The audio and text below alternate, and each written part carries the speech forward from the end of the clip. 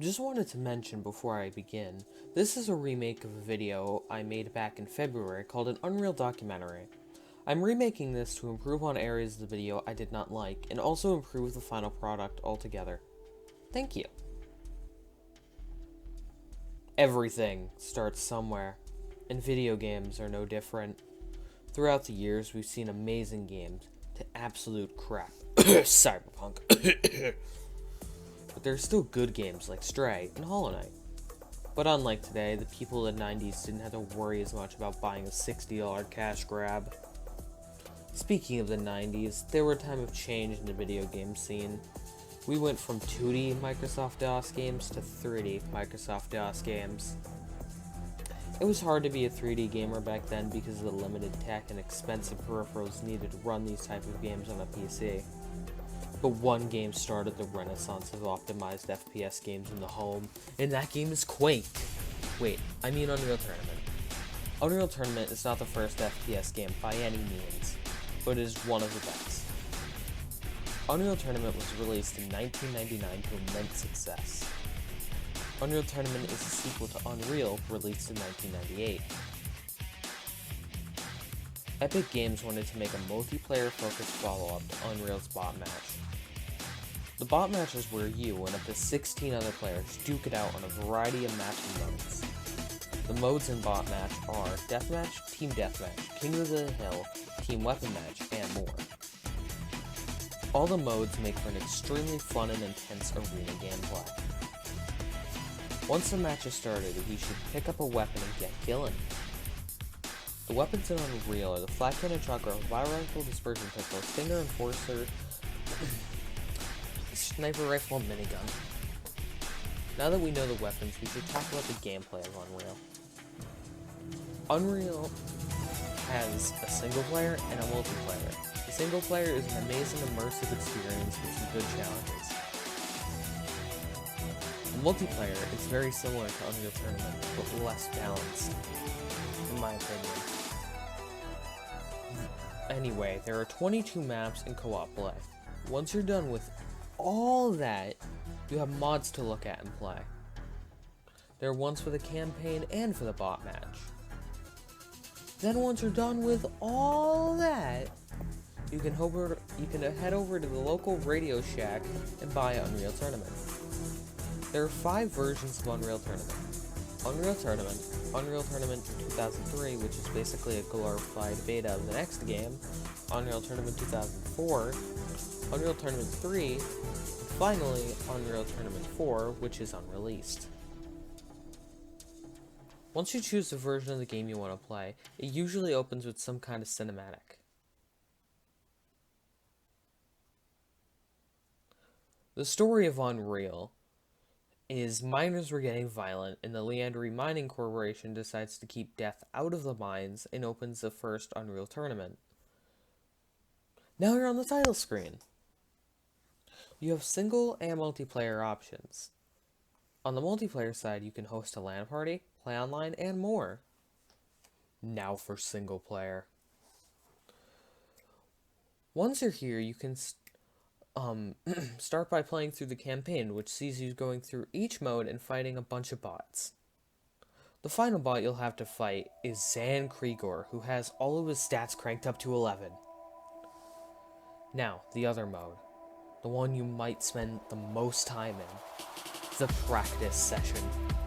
This is where you can make custom matches to play against bots or human players. I'm sure we'll start a match soon.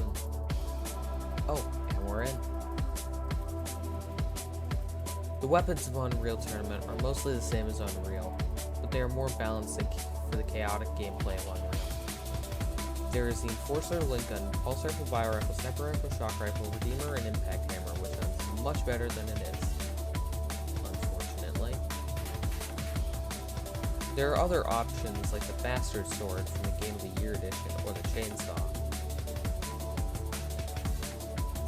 But to use those, you need to micromod Unreal Tournament by adding mutators.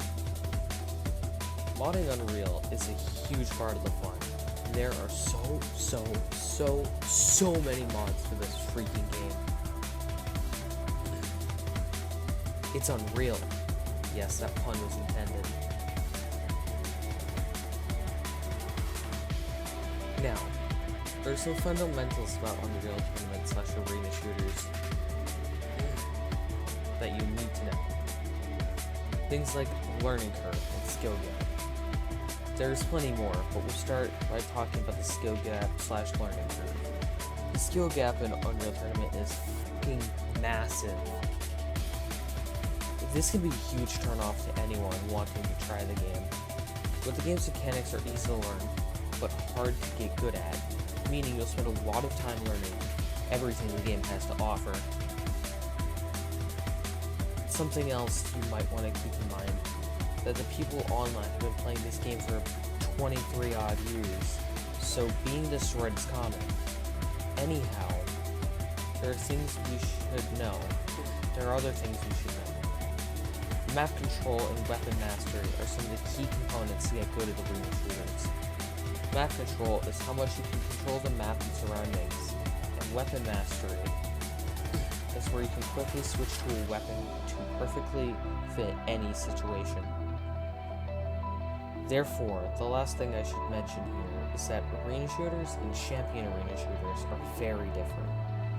What I mean is a game like Overwatch or Paladins is going to have a very different skill set required to play it compared to Unreal Tournament or Quake 3 Arena. In Overwatch, everyone starts with different weapons and health, but they all have a special ability that changes the game for the better or worse. In Quake 3 or Unreal, everyone starts with an Enforcer and the same health. Only people who get good at the game can beat everyone else because they know where the weapons and armor spawn. People who are new might not be able to keep up with how fast everything is. Anyway, sounds familiar? Does it all kind of sound like my other video, an Unreal documentary? Good. I wanted to make a more polished video with my new 2-week time frame to make videos. And this was my first time remastering a video. So, yeah. Anywho, on to my opinion about arena shooters and Unreal Tournament. Yes, this video is about 3.5 times longer than the original one, or would be. I love Unreal Tournament. I don't know why I wouldn't. It is one of the best shooters I've ever played. Not paid. It is fast-paced, fun, and has a good learning curve. It's just so goddamn colorful, unlike today's super gritty shooters with all shades of gray and brown. Modern shooters can be some of the most boring, bland shit I have ever played. Looking at you, Call of Duty Infinite Warfare. I also love the arena shooter genre as a whole. There's nothing I like more than a fun, fair, challenging gameplay. And that's what arena shooters provide. Basically an outlet to let out all the frustration from the world around you and have some fucking 1990s fun. Thank you all for watching, and I'll see you next time. Stay cute. Also, I rate this game a 9.5 out of 10.